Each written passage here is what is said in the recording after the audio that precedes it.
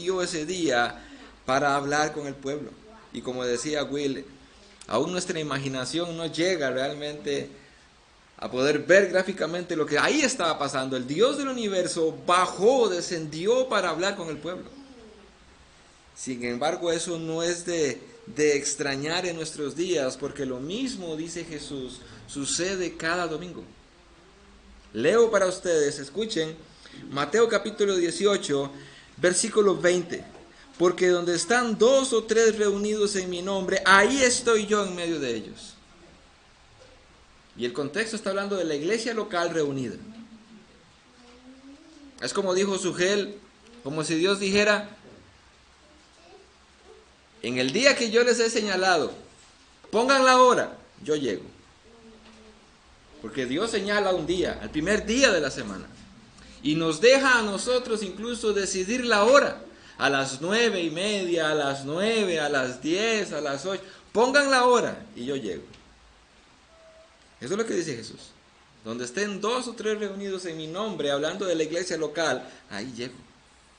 ¿Se imagina en el texto de Éxodo 19, si algún israelita dijera: no, tengo otra cosa más importante que ir a esa reunión que Dios dice que Él va a descender? ¿Qué hubiese pasado con ese israelita?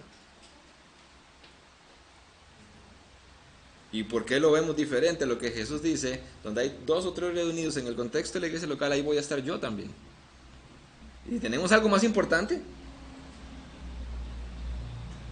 Y noten que en el contexto de Éxodo, como veremos ahora en la enseñanza de Pedro, Dios habló al pueblo, pero Dios usaba en ese momento un intermediario que era Moisés, ¿verdad? Y también lo veremos en el texto del día de hoy. Vayan conmigo ahora hacia Pedro, a primera de Pedro, capítulo 1, versículo 13 al 16. Ese es el texto de estudio. Primera de Pedro, capítulo 1, versículo 13 al 16.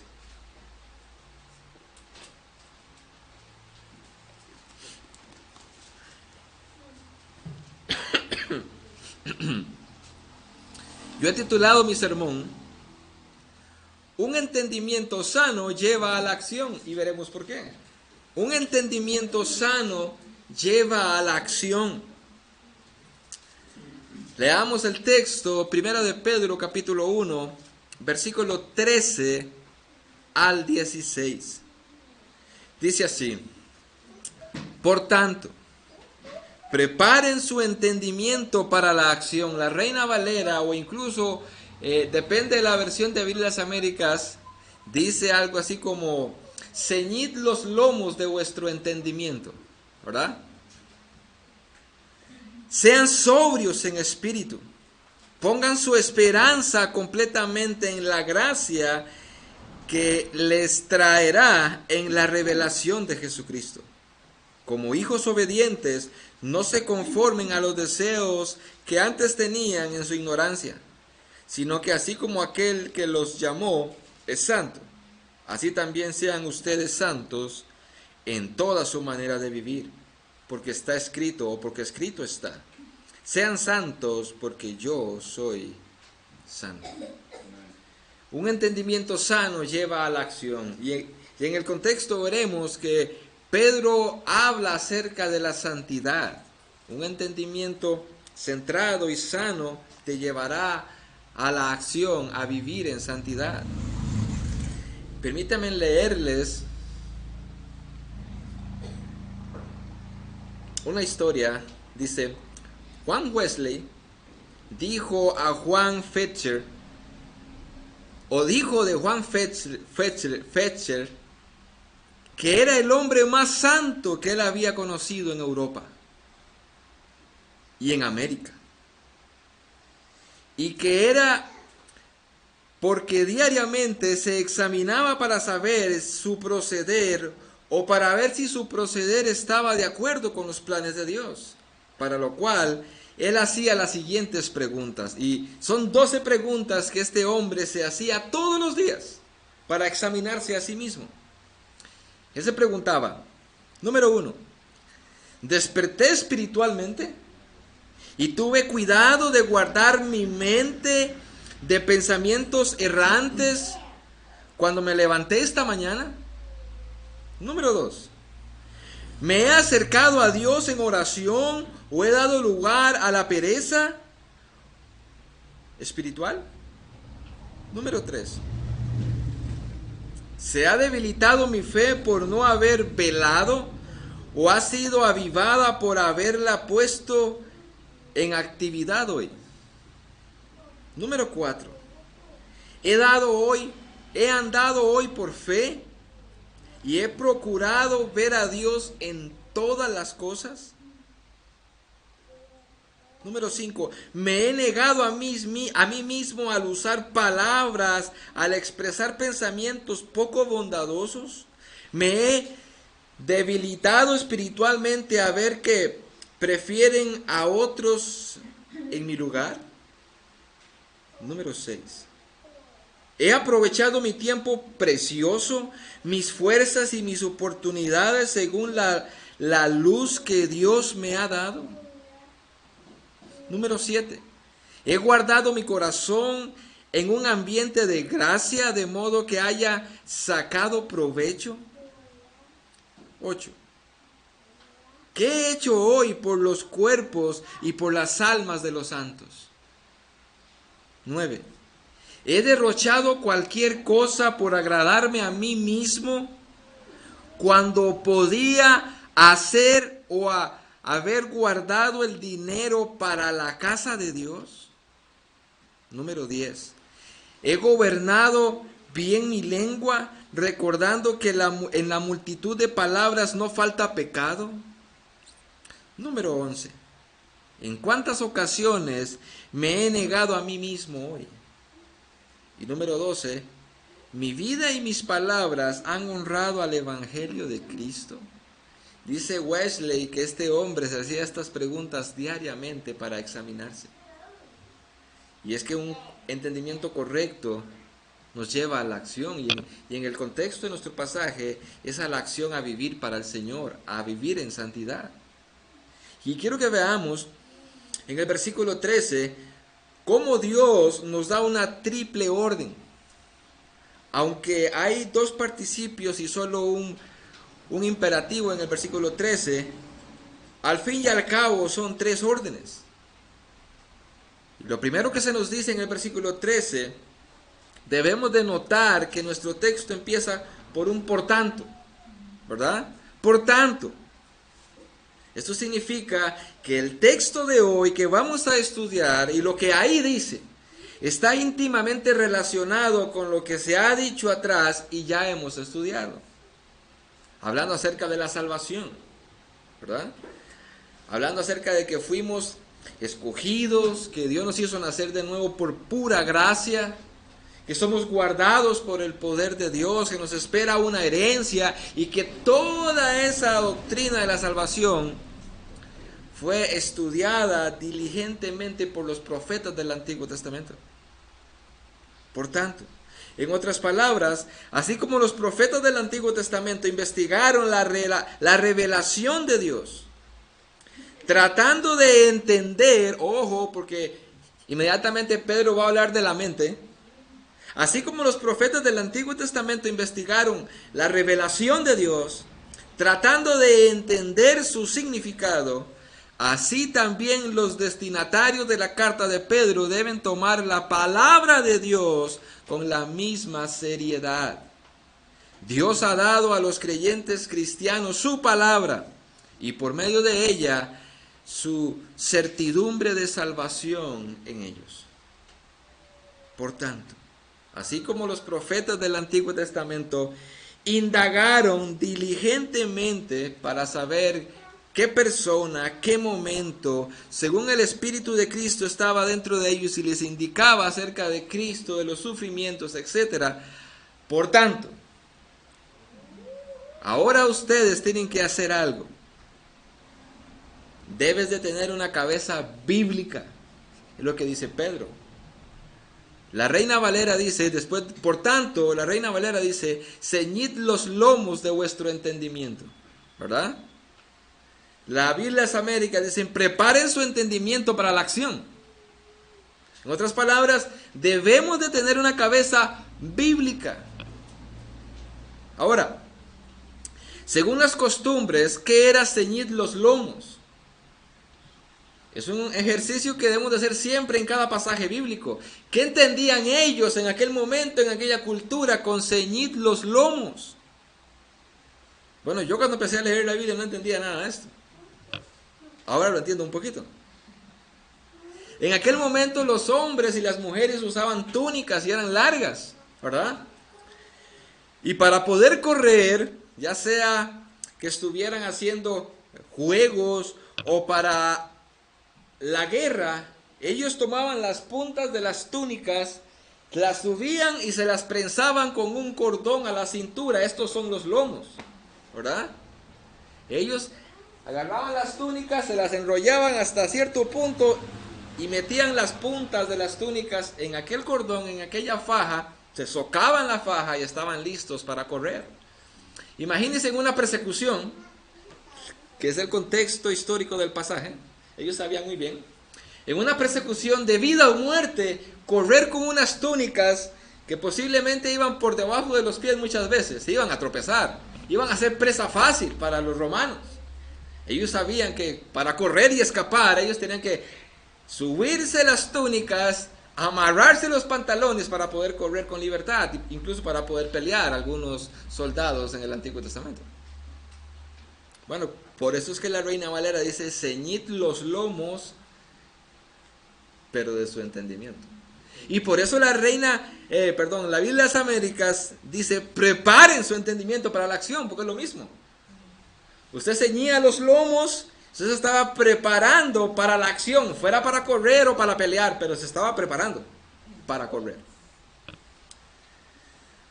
Y tenemos un ejemplo, solo déjeme leérselo. En Éxodo capítulo 12, versículo 11 dice, y de esta manera lo comerán, hablando de la Pascua, de esta manera lo comeréis, ceñidos vuestros lomos, las sandalias de vuestros pies puestas, el cayado en vuestra mano, lo comeréis, apresuradamente, es la Pascua del Señor.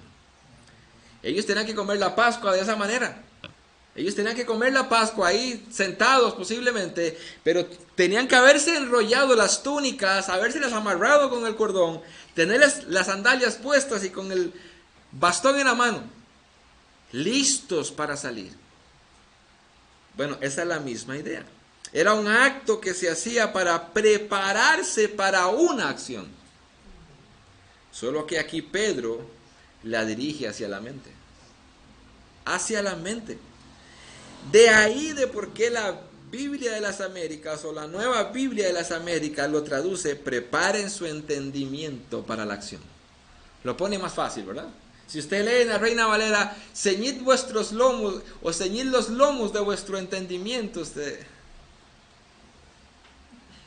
usted es como yo, le va a costar. Pero si toma una Biblia Nueva de las Américas, ya se lo dan palabras fáciles y dice lo mismo, preparen su entendimiento para la acción. Aquí se aplica en sentido metafórico a los procesos mentales. Y el significado es estar o atar todos los cabos sueltos en su mente, mediante el rechazo de los argumentos vacíos y los obstáculos del mundo, dice MacArthur, y el enfoque disciplinado en la gracia futura de Dios. Es como si Pedro estuviera diciendo, ok, muy bien, ya ustedes saben de la salvación, los profetas indagaron exhaustivamente acerca de esta salvación, ahora le toca a ustedes hacer algo. Ustedes tienen que atar, así como ataban aquellas túnicas a la cintura para que no estorbaran, aten sus pensamientos, prepárenlos para la acción. No vaya a ser que usted vaya a vivir su vida cristiana y tenga un estorbo por no haberse amarrado, pero su cabeza, su cerebro, ¿verdad? Es lo que está diciendo Pedro. El cristiano, hermanos, debe de preparar su vida para una vida cristiana, ¿cierto? Usted y yo debemos de preparar nuestra vida para una vida cristiana, y eso empieza por preparar la mente, dice Pedro. Por preparar la mente. Y no tenemos que preguntar mucho para saber con qué es que debemos de preparar la mente. Pablo dice en Efesios capítulo 6, versículo 14, estad pues firmes, y dice, ceñida vuestra cintura con la verdad. ¿Qué quiere decir Pablo de que yo tengo que ceñirme, amarrarme bien, prepararme bien la cintura con la verdad? Es la misma idea. Ellos tenían que haberse amarrado la cabeza con la verdad. ¿Con cuál verdad? Con la verdad de la palabra de Dios, con el Evangelio. Cuando Pablo habla acerca de la armadura en Efesios capítulo 6, él empieza a decir, la armadura del cristiano, ¿sabe cuál es? La verdad. En su mente debe estar la verdad de la palabra de Dios. Y así poder pelear. Por eso Pedro usa la misma imagen. Ustedes deben estar listos para la acción, para pelear contra el mundo, contra Satanás, contra los problemas. Amarren su cerebro con la verdad. Prepárenlo. Es con la verdad que debemos de preparar nuestra mente. Y Pablo dijo en Romanos capítulo 12, versículo 2, no os adaptéis a este mundo, sino transformaos mediante la renovación de vuestra mente, para que verifiquéis cuál es la voluntad de Dios, lo que es bueno, aceptable y perfecto. ¿Por qué muchos cristianos andan por ahí como las vacas? Bueno, porque no tienen un entendimiento claro. Pablo dice, no se adapten al mundo, no piensen como el mundo, transformen su forma de pensar, preparen su mente para la acción, en palabras de Pedro, para que entonces puedan ver, puedan verificar lo que es la voluntad de Dios, lo que es bueno, aceptable y perfecto.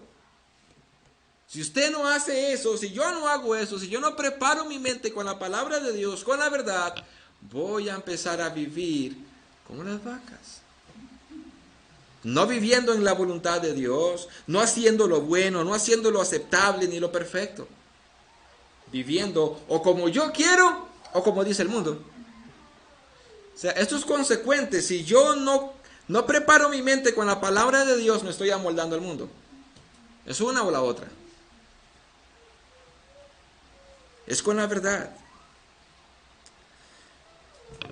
¿Será que estás preparando tu mente entonces de esa manera? ¿Está usted preparando, como dice Pedro, su mente con la verdad? La verdad es que muchos, y no estoy hablando por los que tal vez vean el video en el internet, lo digo por ustedes. La verdad es que muchos tienen sus cabezas llenas del mundo, no de la verdad. No están preparando su mente para la acción. Y recuerden el título.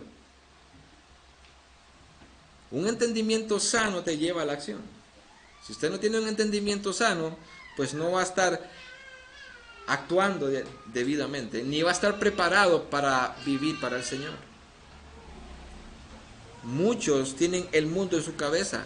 Es más, yo estoy seguro que muchos, no todos, gracias al Señor, pero yo estoy seguro que muchos no tocan la Biblia en toda la semana.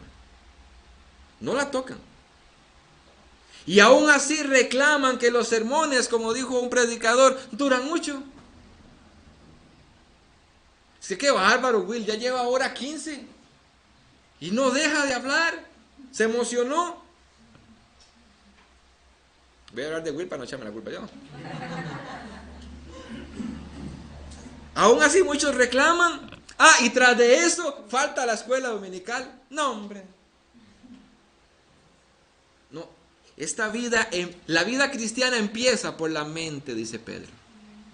¿Quiere vivir una vida cristiana de verdad? Empieza por la mente. Y no viene de gratis, en el sentido de que yo me acuesto, no. Hay que preparar su mente, usted tiene que sacar el tiempo para. Y como veíamos en el pasaje de Éxodo, Dios hace un llamado a la santidad del pueblo, pero los convoca. Vengan, ustedes tienen que escuchar lo que yo les voy a decir. Igual aquí. Dios convoca, hermanos, cada domingo a su pueblo, En cada iglesia local Dios convoca a su pueblo y les viene a hablar. Esto no es nada más, sí, estamos en un proceso, ya sabemos el proceso. Estamos en un proceso, Primera de Pedro, capítulo 1, y ya empezamos versículo a versículo. Vamos a ir a estudiarlo. No solamente estudiarlo, es que Dios nos habla. Esa es la idea. Hermanos, hay personas dentro de la iglesia que no aman la palabra de Dios. Lo pueden decir sí, yo amo la Biblia, pero en la práctica, en la vida cotidiana, no la aman, no la leen, no la estudian, no aman la palabra de Dios. En otras palabras, como diría alguien, son mediocres. Hay algo que no nos gusta a nosotros los seres humanos, y yo me incluyo. No nos gusta que nos mientan, ¿verdad? Pero nos dicen la verdad y nos enojamos. Una persona que se dice ser cristiana y no lee y no estudia la Biblia es un mediocre. Sencillo, ¿verdad? ¡Qué contraste con lo que vemos en las Escrituras! Déjenme leerle 3 pasajes bíblicos para que vean el contraste de lo que se supone que es un cristiano en cuanto a su relación con la palabra de Dios, porque es por medio de ella que nosotros preparamos nuestra mente, a lo que muchos viven como cristianismo. Salmo capítulo 1, versículo 2. Sino que en la ley del Señor está su deleite, y en su ley medita de día y de noche. ¡Qué contraste! Salmo 119, 97. Y luego el 99. Cuánto amo tu ley. Todo el día es ella mi meditación. Tengo más discernimiento que todos mis maestros, porque tus testimonios son mi meditación. Qué contraste con el cristianismo del día de hoy. Hermanos, yo cada vez me convenzo más de lo que dijo MacArthur. Él ha predicado 50 años a los evangélicos el evangelio. Yo me convenzo cada vez más. Tiene razón. Nosotros teníamos años en el cristianismo, en una iglesia cristiana evangélica, y no conocíamos el evangelio. ¿Por qué? Porque yo creo que la mayoría éramos vagos para leer y estudiar. Hermanos, muchos de ustedes están aún en la religiosidad. ¿En cuál religiosidad? En la de tomar una Biblia una vez al día, leer un salmo, un proverbio y ya, eso fue todo. Esa es la religiosidad. ¿Sabían ustedes que en ninguna parte la Biblia manda que debemos de leerla? Debemos de estudiarla. No es nada más de decir, hoy voy a cumplir, me toca párrafo, capítulo 1, capítulo 2. Lo leemos, cerramos la Biblia, ya. Nos desconectamos de lo que leímos, nos desconectamos de lo... Ya cumplimos religiosamente. Mañana, capítulo 3, capítulo 4. Religiosamente. De eso no se trata. Se trata de leer, sí, pero se trata de estudiar, aprender y poner en la práctica. Meditar todo el día en aquello que leí. Meditar. Yo me leí en 3 meses la Biblia cuando yo llegué a la iglesia. Como una competencia. Yo quería leérmela. Pero no entendí nada. Pasaron 9 años de seguir leyéndola. Y me di cuenta que al fin y al cabo tenía que volver a cambiar mi chip. Porque todo lo que había aprendido, lo había aprendido mal. Es importantísimo, dice Pedro, porque la vida cristiana empieza por la mente. Es tan así que para usted poder ser cristiano necesita entender el evangelio. Todo empieza por la mente. Todo. ¿Cómo te vas a preparar? ¿Cómo vas a preparar tu mente para actuar? O más bien dicho, entonces, por eso actúas como actúas. ¿Cómo usted va a preparar su mente para actuar si no saca tiempo con la Biblia? Por eso es que actúa como actúa. Por eso vives como vives. Si usted no anhela o yo no anhelo la Biblia, debemos de dudar de nuestra salvación. Si alguien no anhela leer, estudiar, tener tiempo con la palabra de Dios, dude de su salvación. Dude de su salvación. Segundo, usted y yo debemos de tener una cabeza dominada. No solamente ahora entendida con la palabra de Dios, preparada con la palabra de Dios, sino dominada, una cabeza dominada. Por eso el mismo texto que estamos estudiando, en versículo 13, dice: sean sobrios en espíritu. Sean sobrios en espíritu. Por tanto, preparen su entendimiento para la acción, sean sobrios en espíritu. En otras palabras, dominen sus pensamientos, tengan dominio propio. Ser sobrios incluye dominio propio o claridad mental. Eso incluye. Y estos cristianos a los que Pedro les escribe, en medio del sufrimiento y en medio de la persecución, ellos debían de saber cómo actuar, necesitaban claridad, necesitaban dominio propio. Necesitaban ser sobrios. Debían responder con cordura, de acuerdo a lo que ahora ellos eran, hijos de Dios. Todo lo que estaban sufriendo, ellos necesitaban tener dominio propio, o como dice nuestra versión, ser sobrios para saber cómo responder, cómo actuar. No pagando mal por mal, dando la otra mejilla, orando por sus enemigos, y si era necesario incluso ayudar y servirles a sus propios enemigos. Ellos tenían que tener ese balance en su mente, esa claridad, ese dominio propio, ser sobrios. Un cristiano sobrio está bien ordenado en sus prioridades espirituales y familiares. Está bien ordenado. ¿Sabe cuáles son las prioridades? No tiene prioridades mundanas por encima de las espirituales. Deben de ser sobrios. ¿Será que nosotros estamos entonces cumpliendo lo que dice Pedro? Tenemos sobriedad espiritual, tenemos bien claro las prioridades espirituales por encima de las terrenales, o las tenemos inversas. Tenemos que tener esas prioridades, es ser sobrios, tener claridad.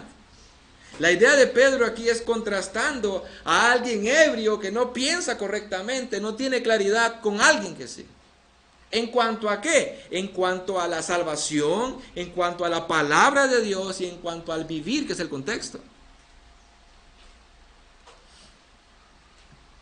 Ahora, si lo hacen de esa manera, o sea, si alguien tiene por encima las prioridades seculares o mundanas, por encima de las espirituales, si lo hacen de esa manera, es porque entonces les falta preparar sus mentes. Una cosa lleva a la otra. No han preparado su mente. No tienen un entendimiento claro todavía de cómo son las cosas. ¿Qué hubiese pasado? ¿Qué hubiese pasado si yo les digo a ustedes: hermanos, mañana no voy a asistir? Mañana cumplo años.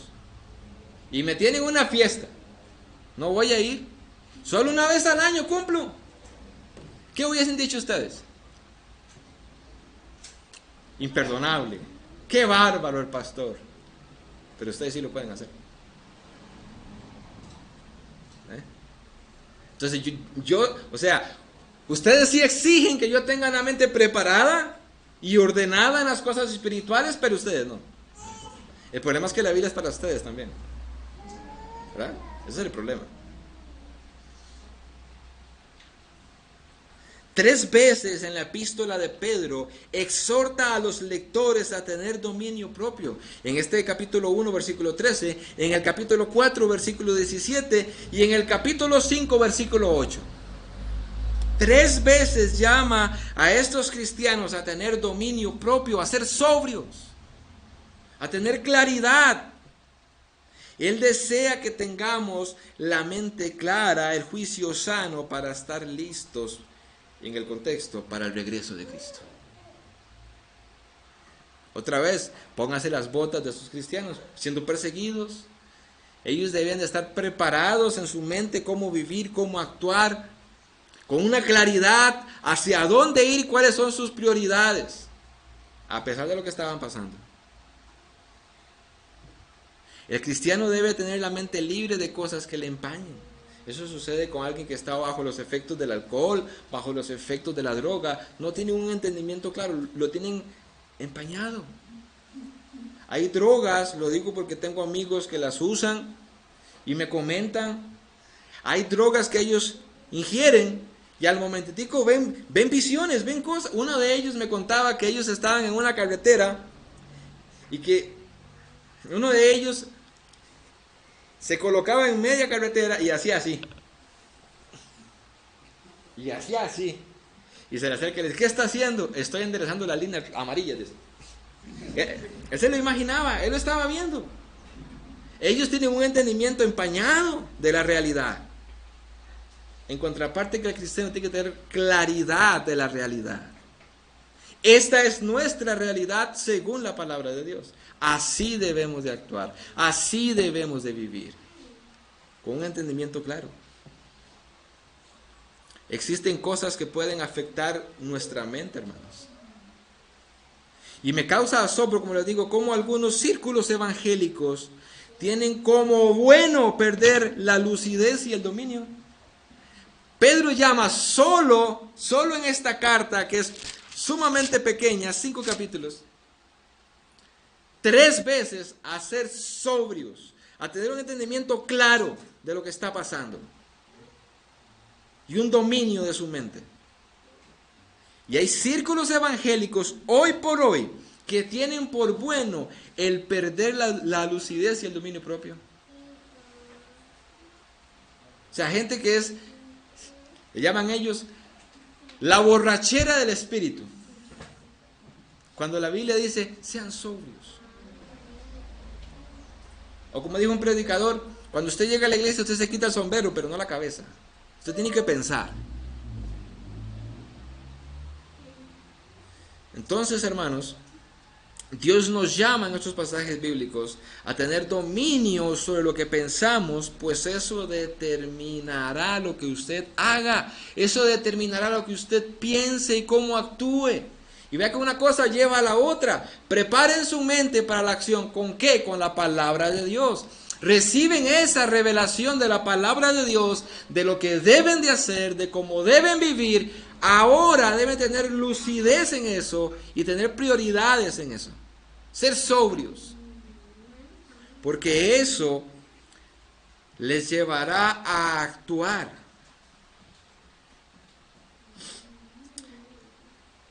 En otras palabras, yo quiero hacer una pregunta a todos ustedes.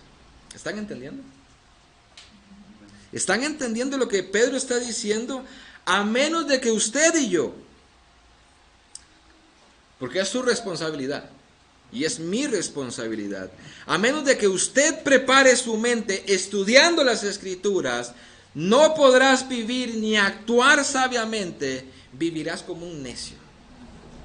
Eso es lo que Pedro está diciendo.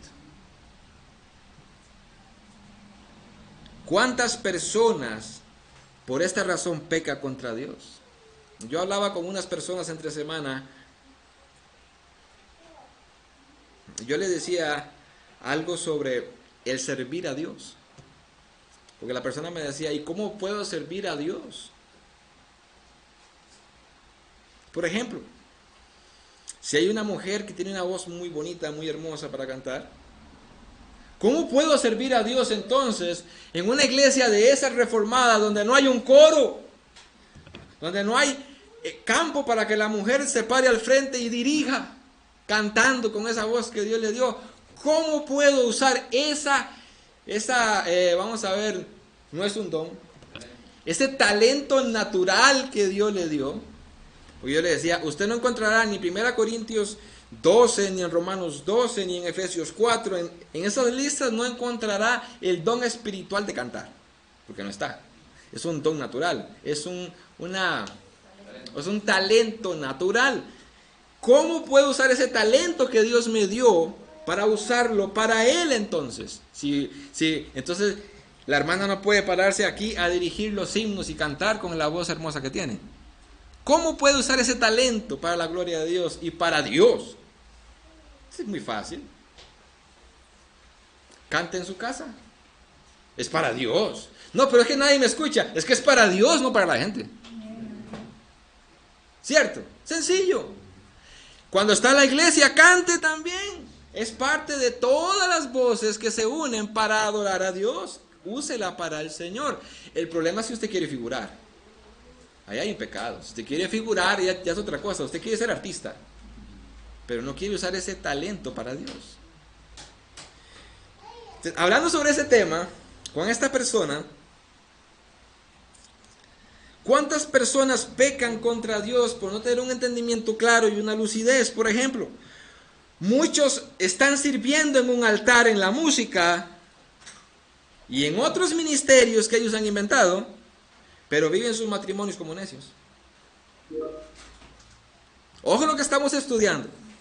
Hay alguien que está sirviendo a Dios en la música, tocando un instrumento, cantando o en otros ministerios, y ellos creen que están sirviendo a Dios y adorando a Dios, pero por no tener un entendimiento claro, por no haber preparado su mente para la acción, por no ser sobrios en su entendimiento, viven como necios pecando contra Dios. Aquí cantan, aquí tocan, pero en el matrimonio viven como les da la gana. Son necios, pecan contra Dios.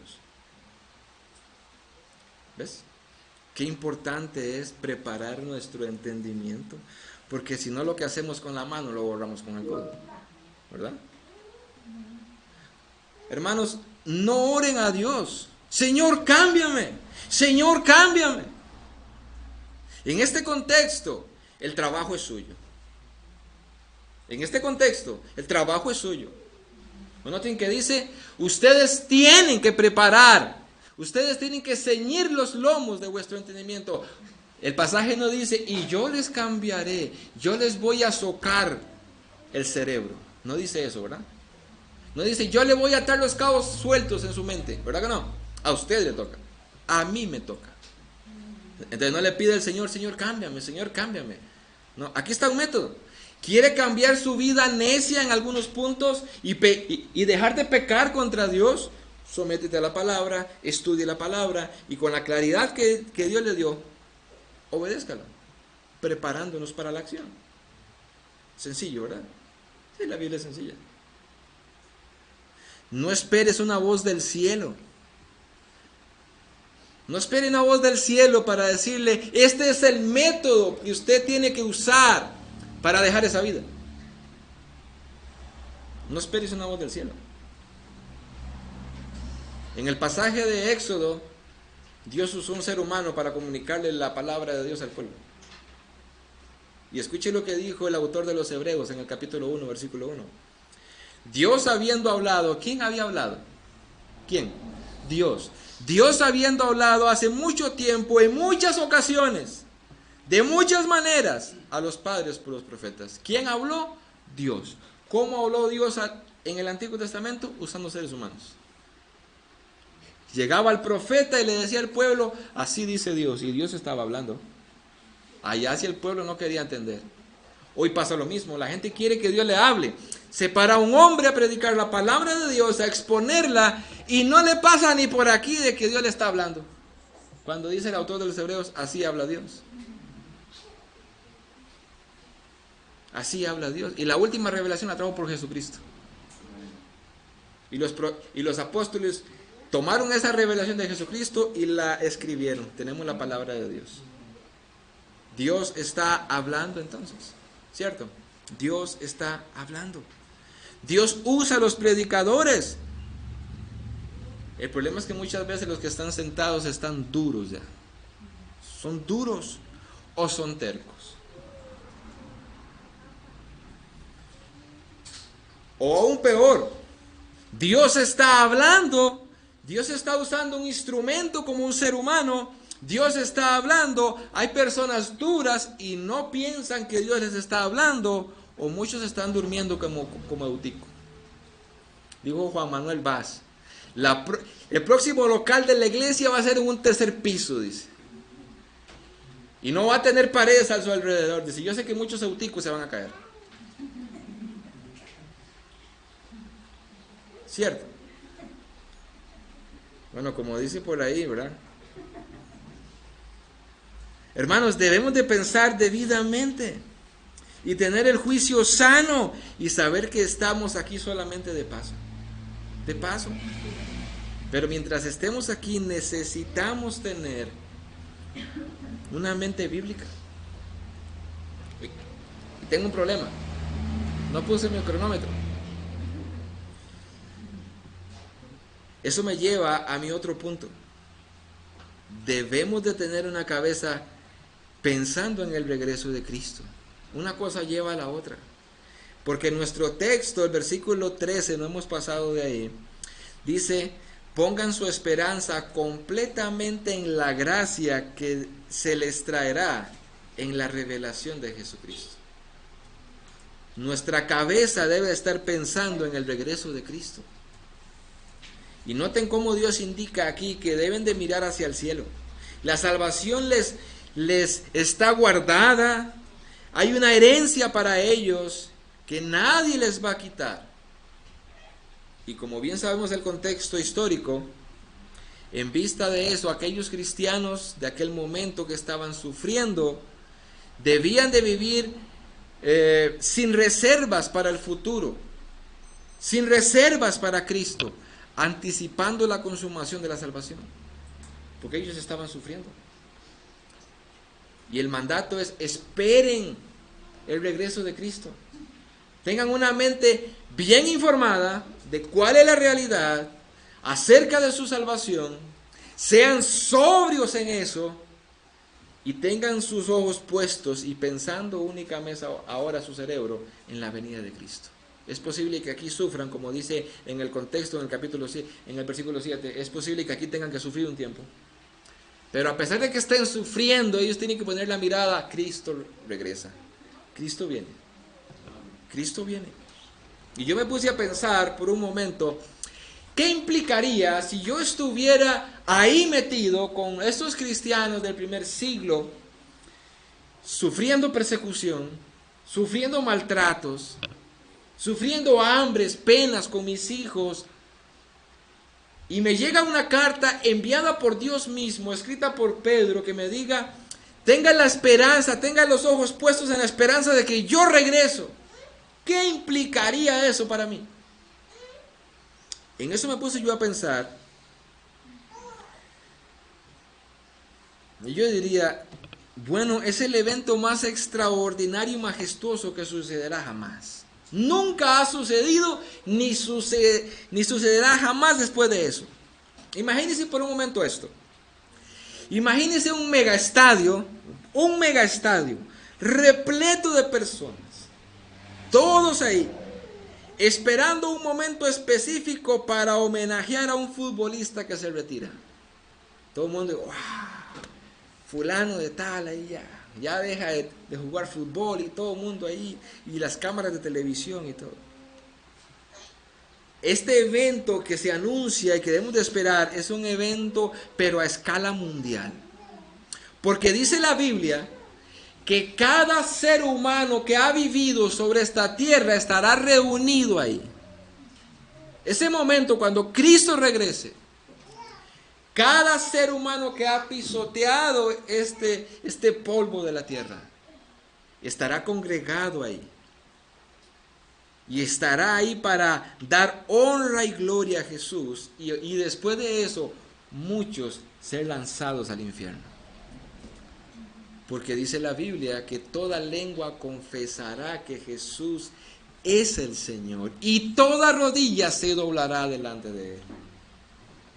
Y luego de eso, muchos serán echados al lago de fuego. Entonces, yo puesto en los zapatos de aquellos cristianos, yo diría: qué tranquilidad, qué gozo me puede dar en medio de todos los problemas que esté viviendo, saber que yo tengo que esperar ese momento, porque ese día ha de llegar.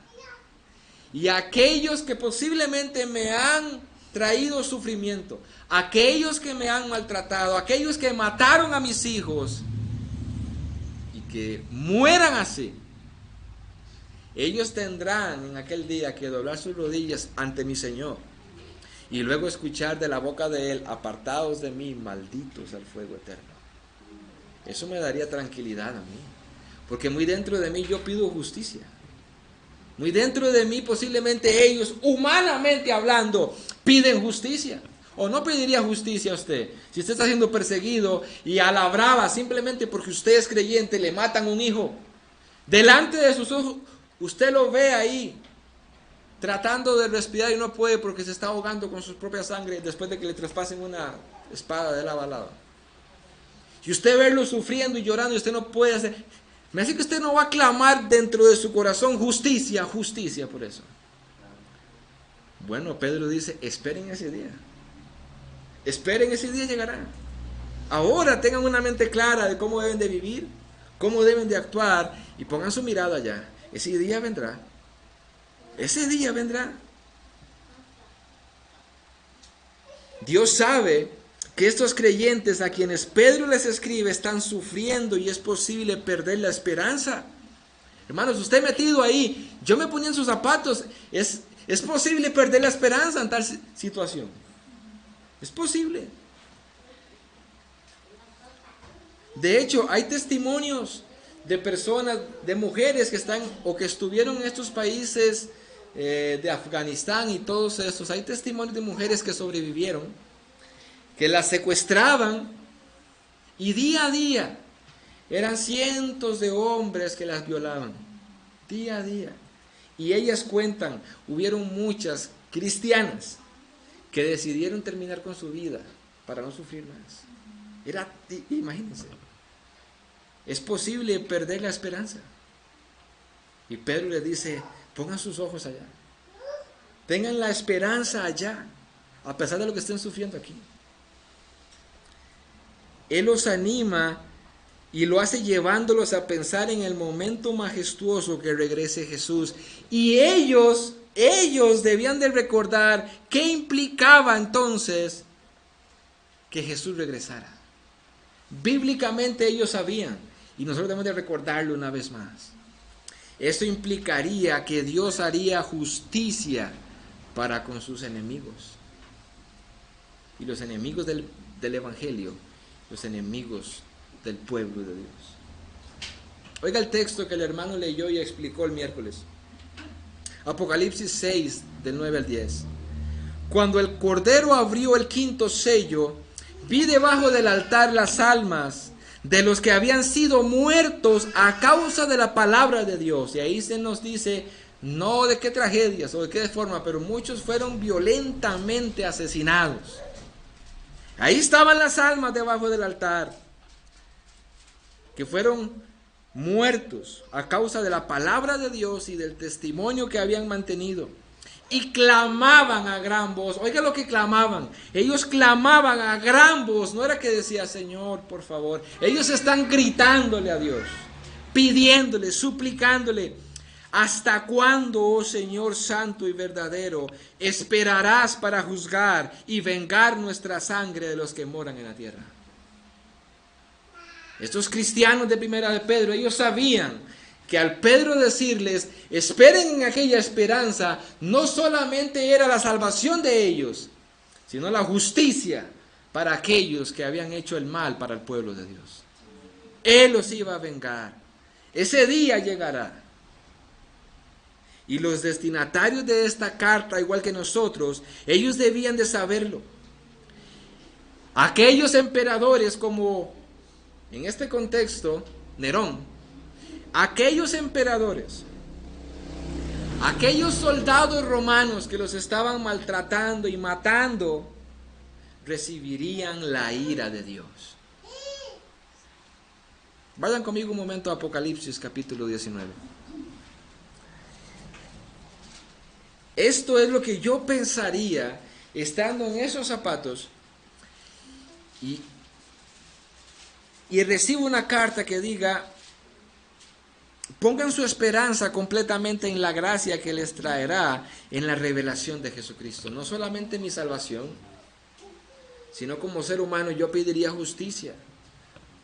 como vemos en Apocalipsis que lo hacen las almas en el capítulo 6.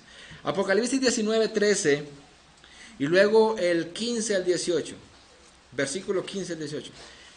Capítulo 19, verso 13 dice: y está vestido de un manto empapado de sangre, y su nombre es el Verbo de Dios.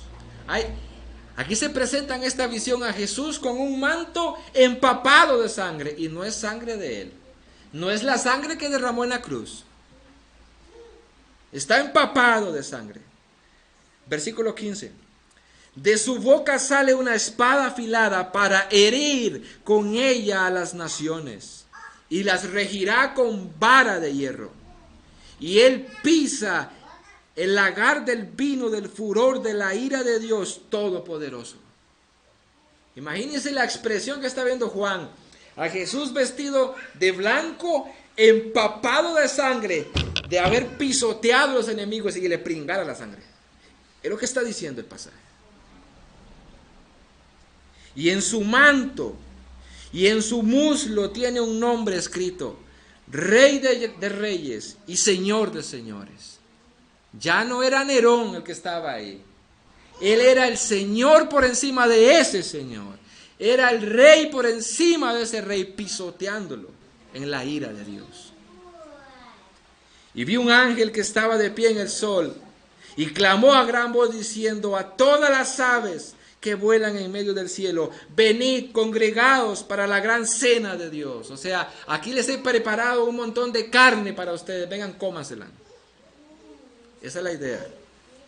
Para que comáis la carne de reyes, carne de comandantes, y carne de poderosos, carne de caballos, carne de sus jinetes, y carne de todos los hombres, libres y esclavos, pequeños y grandes. Esa era la esperanza que ellos deben de tener. Aquí estamos sufriendo y nosotros no podemos tomar la justicia en nuestras manos. Le dejamos esa justicia a Dios. Él vendrá, Él pagará. Mientras tanto, nosotros vamos a vivir en una vida piadosa aquí.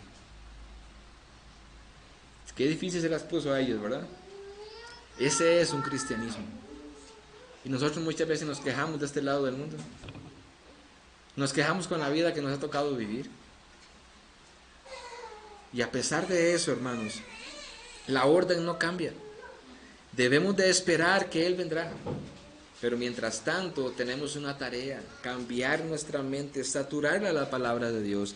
Ellos debían descansar en eso, pensar y actuar con templanza, sabiamente, mientras llega el día que Cristo venga a juzgar a ellos y a ellos darle reposo.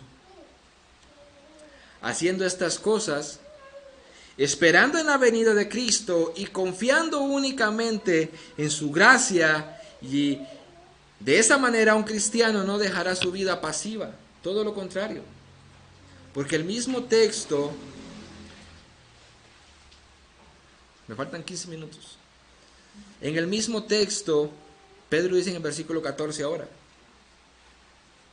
después de tener esa forma de vivir, esa forma de actuar, con ese entendimiento y con esa esperanza que ha de venir Cristo y juzgar a los malos y ayudarle reposo, eso les debe de motivar a actuar. Por eso ahí mi título: un entendimiento correcto me lleva a la acción. Versículo 14: como hijos obedientes, no se conformen a los deseos que antes tenían en su ignorancia. Aquí tenemos una advertencia de parte de Dios para ellos y para nosotros. Pedro nos trae a nuestra mente ahora cuál es nuestra condición delante de Dios. Nuestra condición es como hijos amados. Ustedes ahora son hijos de Dios y amados de Dios. La obediencia no se espera de los desconocidos. Yo no espero que alguien que no es mi hijo me haga caso. La obediencia no es para los desconocidos, pero sí para los hijos. Así como un padre enseña, educa a sus hijos a obedecer, por las dudas, para los que estamos criando y para los que van a criar, No espere usted que su hijo le obedezca. No. Usted tiene que enseñarle a obedecer, sí o sí. No espere que se comporte de esta manera, no. Son seres humanos rebeldes. Además son niños que no entienden. No tienen la capacidad madura como usted y como yo. Usted no puede pretender que ellos piensen como nosotros. Es nuestro trabajo enseñarles a obedecer. De 1 a 6 años, 7 años, el trabajo de los padres es enseñarles a obedecer sí o sí. Punto. Después de los 7 años hay que trabajar con el corazón del niño de cómo obedecer, ya que lo haga de buena manera. Bueno, con esa idea dice que nosotros ahora somos hijos de Dios, como hijos amados. Y se espera entonces que ahora el creyente obedezca a Jesús. ¿Por qué? Porque hemos cambiado nuestra mente, hemos preparado nuestra mente con la palabra de Dios. Estamos sobrios en eso, estamos con claridad en eso. ¿Qué nos espera entonces como consecuencia? Como hijos amados vamos a obedecer. Es más, Jesús dijo, mis ovejas oyen mi voz, yo las conozco y ellas me siguen. ¿Cómo puede saber usted, cómo puedo saber yo, cómo puede saber la iglesia si alguien es cristiano? Bueno, porque obedece a Cristo, porque obedece la palabra de Dios. Y nosotros entendemos, obviamente, por la práctica, de que hay cristianos que no obedecen algo de la palabra de Dios por ignorancia. Lo sabemos, y lo sabemos en la práctica, porque así éramos nosotros, ¿verdad? El problema es cuando hay alguien que ya ha leído, se le ha explicado lo que Dios dice en cuanto a ese tema específico, se le explica, consciente de que lo entiende, pero vive diferente a lo que entiende o a lo que se le explica. Ahí hay que poner una luz roja. O hay rebeldía o no es un cristiano. Mis ovejas oyen y obedecen, como hijos amados, dice el texto. Todo verdadero cristiano obedece a Jesús. Todo. Cuando un cristiano lee algo en la Biblia y él piensa lo contrario a lo que está leyendo, lo digo por mí porque a mí me pasa. Me ha pasado y me pasará. Cuando un cristiano lee algo en la Biblia y piensa algo contrario a lo que está leyendo, él no pelea con lo que lee. Él no pelea con lo que lee. Se arrepiente y abraza aquello que leyó, pues su padre es quien le está hablando. Ahora, yo quiero hacer un paréntesis. Hay doctrinas un poco difíciles, ¿verdad?, de tragárselas. Pero si usted lee, yo le decía a mis hermanos el martes, en la reunión que teníamos, cuando yo empecé a leer la Biblia, yo era un ignorante, no sabía nada de Dios. Empecé a leer la Biblia, incluso empecé a leerla en una Biblia católica, latinoamericana. Y cuando yo pasé por Génesis y yo leí que Dios había inundado toda la tierra y había matado a todos los seres humanos, excepto a 8, yo no peleé con eso. Si ahí está escrito, así fue. ¿Por qué? Porque yo tenía en ese momento un entendimiento, quiero aprender lo que Dios dice. Pasó el tiempo y yo me hice como más, no sé, como más necio. Porque depende de lo que, y si no, ¿verdad? Pero eso pasó porque yo tuve a alguien que me enseñó erradamente. Entonces yo leía pasajes como, el cual los predestinó desde antes de la fundación del mundo. No creo que sea así, porque a mí me han enseñado otra cosa. ¿A qué voy con esto? Un verdadero cristiano puede hasta cierto punto pelear con algo que está en la Escritura, porque ha sido mal formado. Pero si es un verdadero cristiano, va a tener que llegar a decir, eso es verdad y yo estoy equivocado. Eso es verdad, yo estoy equivocado. No pelea para siempre. se arrepiente y abraza lo que Dios dice. Y hay un pasaje que siempre me ha encantado. Isaías 66:2 dice: todo esto hizo mi mano, y así todas las cosas llegaron a ser, declara el Señor. Pero a este miraré, al que es humilde y contrito de espíritu y tiembla ante mi palabra. Aquel que es humilde dice: mira, eso dice la Biblia, eso dice la Biblia, y yo estoy haciendo todo lo contrario, yo estoy mal. A ese miraré, dice, a ese. Como hijos amados, la obediencia y la santidad son las dos caras de la misma moneda. Usted no puede pretender vivir en santidad sin obediencia. No se puede. Así que si usted sabe algo que dice la Biblia y no lo está haciendo, usted no puede pretender vivir en santidad. Son las dos caras de la misma moneda. Pregunto, ¿la santidad es importante para el cristiano y para el pueblo de Dios? Claro, la Biblia dice: sin santidad nadie verá al Señor. Pero ¿cómo empieza Pedro antes de decirle al cristiano: vivan en santidad? Pedro dice: preparen su mente primero. Usted no puede vivir en santidad si no prepara su mente con la palabra de Dios. Usted necesita la información para saber cómo vivir, para vivir en santidad. Y para ser hijos obedientes.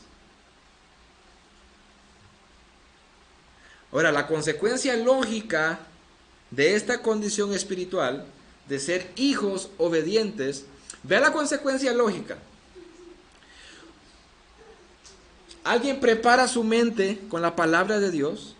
Una vez que la prepara con la palabra de Dios, o sea que la lee, la estudia, tiene un entendimiento ahora tiene claridad en eso, ahora es sobrio en eso. Tiene una esperanza allá, toda su vida está reflejada allá, no aquí en la tierra. Y ahora como consecuencia son hijos de Dios, hijos amados, que no se conforman a los deseos que antes tenían. Porque el mismo pasaje, número 14, dice: no se conforme a los deseos que antes tenían en la ignorancia. ¿Puede un cristiano, y sí puede un cristiano tener un entendimiento claro y vivir como le da la gana? Sí puede, tiene un entendimiento teológico correcto, pero no vive en santidad, pero no vive en obediencia. Y ahí hay un problema. Ahí es cuando la iglesia dice: bueno, aquí no queda otro más que entonces empezar el proceso de la disciplina. Porque lo entiendes, no eres un ignorante, lo entiendes, pero no lo estás haciendo. No eres un hijo obediente. Hermanos, en otras palabras, el mundo tiene un propio estilo de vida. Y cada uno de nosotros tenía un estilo de vida antes de venir a Cristo. Dice Pedro: ahora, como se supone que ustedes han cambiado su mente con la palabra de Dios, un entendimiento nuevo, ahora ustedes no pueden conformarse a eso otra vez. No pueden hacerse del mismo molde. De hecho, la palabra que aparece en el versículo 14, cuando dice: no se conformen a los deseos, la idea es: no se hagan del mismo molde a los deseos que tenían antes. No se hagan del mismo molde. Pedro les advierte que no deben de conformarse a los malos deseos del mundo que antes tenían. Y los escritores del Nuevo Testamento exhortan continuamente en sus cartas a los cristianos a que rechacen el modo de obrar del mundo y que vivan en obediencia a Dios. Continuamente. De eso dependerá todo lo dicho anteriormente en el versículo 12, capítulo 13, versículo 13, versículo 14. No se amolden a los deseos que antes tenían. Ahora, imagínense en este contexto otra vez para entenderlo. Ellos eran paganos. Ellos no eran judíos. Había una audiencia pagana a la que Pedro escribe. Y los paganos vivían como les daba la gana. Todavía los judíos, ellos sabían que debían de respetar y obedecer la ley moral de Dios. Pero un pagano no, un pagano vivía como le daba la gana. Y viene al cristianismo y empieza a ser perseguido. ¿Cómo iban a reaccionar? en lo que habían aprendido en el mundo, a reaccionar de esa manera y a vivir de esa manera. Y Pedro, no. Ustedes no pueden conformarse a la forma de vivir que tenían antes, a la forma de actuar. De ahí a que les lleve a preparar su mente primero. Ahora, hermanos, para ir avanzando de una forma muy rápida estos versículos que siguen.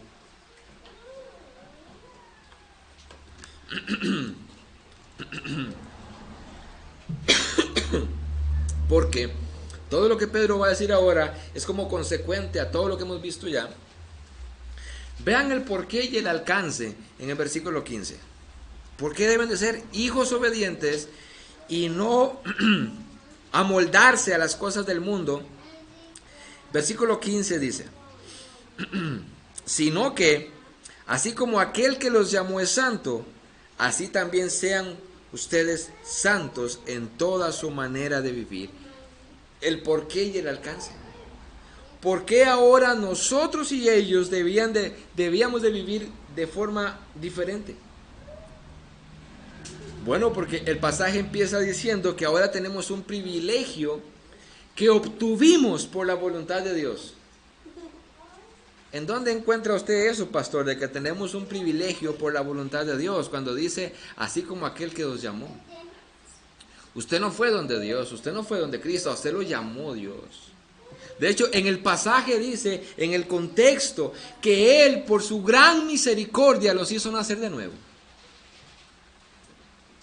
Él los llamó. Ha sido voluntad de Él y un privilegio. Y la descripción que se nos da en el pasaje de la naturaleza de aquel que nos llamó dice, porque Él es santo. Así como aquel que los llamó a ustedes es santo, ¿qué le toca hacer a ustedes? Por ejemplo, se lo voy a traducir en algo tal vez que ustedes conozcan. ¿Cuántos han practicado algún deporte alguna vez en su vida? De forma más o menos seria. O sea, no estoy hablando de mejengas los domingos que antes hacíamos. Un deporte ya más serio. Por ejemplo, si hay un entrenador, imagínense que es un entrenador de lo que fuera, de béisbol, de básquetbol, de voleibol, de fútbol, de lo que sea. Hay un entrenador. Y ese entrenador es rígido. Es muy, ¿verdad? Muy militar en su forma de ser. Es muy estricto, como un Jorge Luis Pinto. A los que él llame, ahí viene cómo van a tener que ser. Igual que el entrenador. Si es un entrenador estricto y disciplinado y llama a fulanito y fulanito pasa en una viva fiesta, no va a durar mucho. Vale. Bueno, Pedro dice algo muy parecido pero a gran escala. El que los llamó a ustedes es santo. Por consiguiente, ustedes deben de vivir de acuerdo a lo que Él es, santo, en toda vuestra manera de vivir. Pero para llegar ahí, para poder comprender eso y llegar a vivir en toda nuestra manera de vivir de una forma apartada del mundo, Pedro por eso empieza de una forma magistral. Le toca cambiar su mente. Ahí empieza todo. Por eso es que nosotros damos tanto empeño en la palabra de Dios, en la enseñanza. Porque eso depende de la vida del cristiano. Imagínense las iglesias modernas del día de hoy. Pasan 2 horas dándole a los tardos, cantando anuncios, etcétera, y luego son 20, 25 minutos de predicación. Y no es ni predicación, porque eso no es predicación, eso es motivación. Agarran un texto y de ahí brincan y hablan de muchas cosas, pero nunca predican el texto. ¿Van a estar preparados esos que están ahí para vivir su vida? No. Por eso viven como les da la gana. Por eso su esperanza está aquí. Y tratan de vivir aquí. Y son motivados para vivir aquí. Porque no tienen una esperanza allá. Porque su entendimiento no ha sido cambiado. No han sido preparados para eso. Y vean que Pedro dice, ustedes deben de ser preparados en su mente para poder vivir en santidad. ¿Por qué? Porque ustedes necesitan saber y conocer primero quién los llamó. Y una vez que ustedes conozcan en su cerebro quién los llamó, cómo es Él, así van a entender que ustedes deben vivir de esa manera. Pedro es muy consecuente en lo que viene diciendo. Tiene mucha lógica. Él es santo. Y por consiguiente, hay un llamado a que toda nuestra área, toda nuestra vida, en cada área, sea santo, sea apartado del mundo. Ahora, ¿cómo me aparto yo de las cosas que son malas o que no convienen para vivir en toda mi vida? En mi matrimonio, como esposo, como padre, en mi trabajo, etc. ¿Cómo me aparto yo de las cosas que son malas? Dice la Biblia que este es un lugar oscuro. Dice la Biblia que esto es un mundo oscuro, de tinieblas. ¿Cómo hago yo para saber y apartarme? Por eso el mismo pasaje que habla de un lugar oscuro en su contexto y en su implicación del pasaje, el Salmo 119, 105 dice: lámpara a mis pies es tu palabra y lumbrera a mi camino. ¿Cómo yo me puedo apartar y santificar en cada área de mi vida? Ocupo la luz de la palabra de Dios. Es lo que Pedro dijo desde el principio. Preparen su forma de pensar. ¿O no dice Pedro, pero en su segunda carta, en el capítulo 1, que nosotros hacemos bien en estar atentos a la palabra profética más segura, como si fuera una antorcha que alumbra en un lugar oscuro? Es la misma idea. Y vean si Pedro tiene razón, que yo sé que tiene razón porque fue Dios el que lo dijo. ¿Por qué el cristianismo de hoy está como está? ¿Qué le hace falta al cristianismo? Conocimiento. ¿Qué dijo el profeta Oseas cientos de años atrás? Mi pueblo perece porque le falta conocimiento. Ahí apunta Pedro para empezar. Ustedes necesitan conocer la Biblia, conocer al que los llamó para poder vivir de esa manera. Y por eso nosotros sacamos bastante tiempo para leer y estudiar la palabra aquí el domingo, porque sabemos que muchos posiblemente no vayan a recibir palabra durante toda la semana. Por lo menos aquí que se alimenten.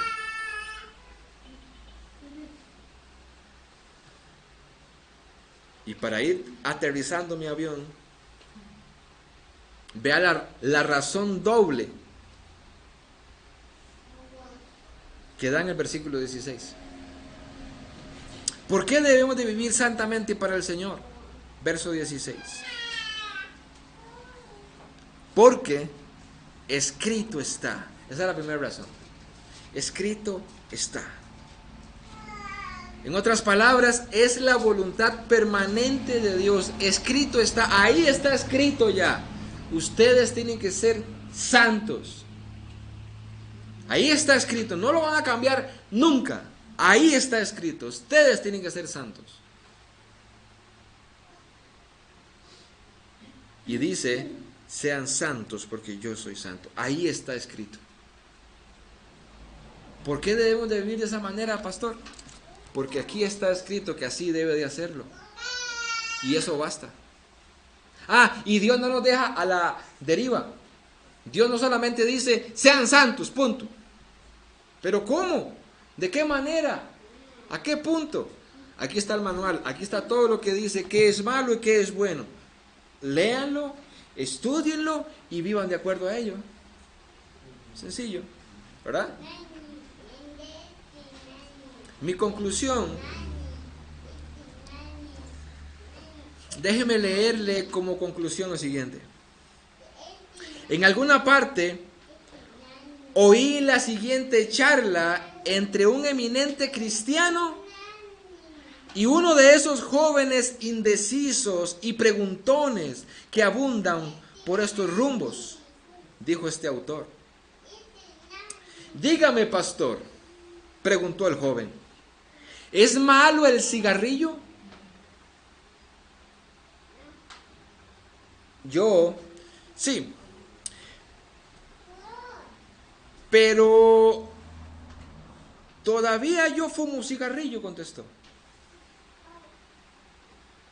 Oiga esta historia, le respondió el pastor.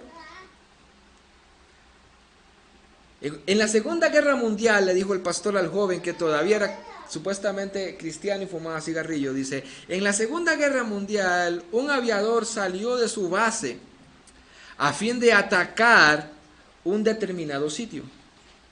Ya lejos de la tierra, notó que una rata estaba comiendo las cuerdas del paracaídas. El aviador, en vez de volver a tierra, él tenía conocimiento, lo que estamos hablando, él tenía conocimiento cómo era la poca resistencia de las ratas en las alturas. Así que él elevó su aparato hasta que la rata murió a consecuencia de la elevación. Y ahora el pastor le aplica esta historia al joven. Así para con nosotros, amigo mío. Si las ratas del vicio están cortando los hilos de nuestra comunicación con Dios, esto implica que volamos muy bajo. Muy bajo. Tan bajo que el ambiente es propicio para las actividades del vicio. Imagínense. Pero si volamos a considerable altura como cosa muy natural, las ratas de los vicios o del pecado dejarán de perjudicarnos porque estallarán a causa de la altura. Y dice él, amigo lector, si usted todavía es víctima del pecado, elévese, o sea, viva en santidad, hasta que sus vicios pierdan todo su poder. Pero para llegar ahí, tenemos de empezar por el conocimiento de la palabra de Dios. Vamos a orar. Padre, te damos gracias por tu palabra. Te pedimos que nos ayudes, Señor, porque como seres humanos, pecamos delante de ti. Y como seres humanos, muchas veces somos fácilmente envueltos en las cosas de este mundo. Satanás ha sido astuto. Y como sabe que por más que intentó exterminar la Biblia y no pudo, ha intentado distorsionarla. Pero como no pudo distorsionarla, intentó quitarle, pero como no pudo quitarle, intentó añadirle, pero como tampoco pudo, ahora lo que ha hecho es entretener a los cristianos para que no lean la palabra de Dios. Hoy estamos tan ocupados en los trabajos seculares, tan ocupados pensando en que debemos de trabajar para obtener esto y aquello aquí en la tierra, es porque no tenemos nuestra mirada en el cielo. No tenemos nuestra mirada y nuestro entendimiento de que somos peregrinos. Estamos viviendo como si hubiésemos de vivir aquí toda la vida. Y estamos tan ocupados en las cosas de este mundo que aunque son buenas, por no tener un sabio conocimiento, un pleno conocimiento, o no ser diligentes, eso que es bueno como el trabajo, se está volviendo en contra de nosotros. Nos quita tiempo para las cosas espirituales. Ahora con la tecnología, Señor, los cristianos estamos muchas veces entretenidos, perdiendo y malgastando el tiempo. En lugar de ser sobrios, con un entendimiento claro de lo que tenemos que hacer y cómo hacerlo, estamos entretenidos en las redes sociales, en juegos, etc. Perdónanos, Señor. Ayúdanos a vivir esta vida cristiana y tener muy en cuenta lo que hemos leído y aprendido hoy, Señor. Si hay algo primordial en nuestra vida, es tener un entendimiento claro de tu palabra. Es estudiar tu palabra, es preparar nuestra mente para la acción. Y después de ahí, ser sobrios, ver lo que tu palabra dice y tenerlo como prioridad por encima de las cosas seculares. Y eso nos llevará entonces, Señor, a tener nuestra mirada en las prioridades del cielo. Saber que nos espera allá y que es ahí donde vamos a llegar, no importa lo que pase aquí abajo. Y como consecuencia lógica, como dice Pedro, vamos a vivir una vida obediente, una vida como hijos amados, una vida en santidad. Porque ahora conocemos quién es aquel que nos llamó, qué pide, cuáles son sus parámetros. Ayúdanos, Señor. Ayúdanos a vivir de tal manera que seamos contados como sabios según tus ojos. No los ojos del mundo, no los ojos de nuestros familiares. Que seamos según tus ojos o a la luz de tus ojos personas sabias, hijos amados. Ayúdanos porque todos los que estamos en este lugar necesitamos esta palabra que hoy ha sido predicada. Porque todos somos seres humanos pecadores y todos tendemos a desviarnos. Gracias porque una vez más nos has hablado, nos has advertido, nos has enseñado, Señor. Permítenos recordarlo y permítenos vivirlo, Señor. Porque sabemos que humanamente no podemos. También necesitamos el auxilio y el poder de tu Espíritu. Así como leemos en el libro de Efesios capítulo 5, cómo tú demandas de cómo el cristiano debe de vivir en su hogar, en su familia, para con los otros seres humanos. Tú nos dices también en ese capítulo que debemos, antes de ser embriagados por el vino, debemos de ser llenos de tu Espíritu. Tú haces un contraste ahí mismo, Señor, enseñándonos de que no podemos tener nublado nuestro entendimiento, sino sobrios y llenos de tu Espíritu, que es lo mismo que tener la mente repleta de tu palabra y vivirla. Como dice Colosenses capítulo 3, versículo 16. Necesitamos ser llenos de tu Espíritu, tener tu poder para obedecer tu palabra, Señor. Ayúdanos. Mira nuestra oración, Señor. No te estamos pidiendo que incrementes nuestro dinero en el banco. Nuestro interés hoy, nuestra oración, es que tú nos permitas vivir lo que hemos leído en tu palabra, Señor. Esa es nuestra oración. Queremos obedecerte, Señor. Esto es como si un hijo nuestro llegara y nos pidiera: papá, enséñame y ayúdame a obedecerte. Eso quebraría nuestro corazón, Señor. ¿Cuánto no más tú, siendo santo y perfecto, no atenderás a la oración de tus hijos pidiéndote ayuda para obedecerte? Concédenos, Señor, esta petición. Te lo pedimos gracias a la obra de Cristo. Y es en su nombre que oramos, Señor.